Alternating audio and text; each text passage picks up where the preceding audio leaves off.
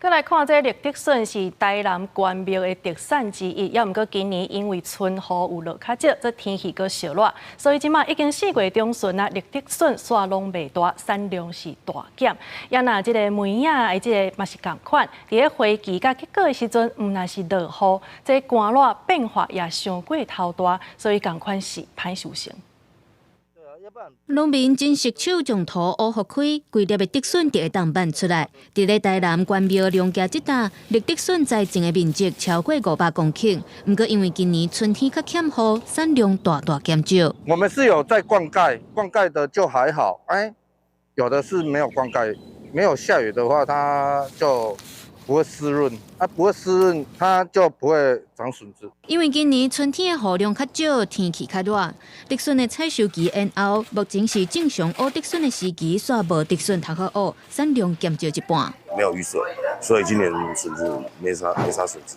以往到货量大概都2、3千嘛，这个时候大概2000多、3000左右。那现在目前到货量还不到1000呢。因那每年的梅啊嘛是同款的状况，伫咧树仔顶的梅啊，因为欠雨水生袂大粒，也未采收到落甲规土骹，而且真正伫咧开花甲凋果的时阵，拢有落大雨、庆高温等等的天气变化，互产量大减少。农务单位嘛去到现场来会勘了解损失的状况。去年是结实累累，一直都没有下雨，太过干旱，也是百年干旱。去年梅子就长不大，跟花生米一样大而已。今年是那个果粒是比去年还大了但是很少。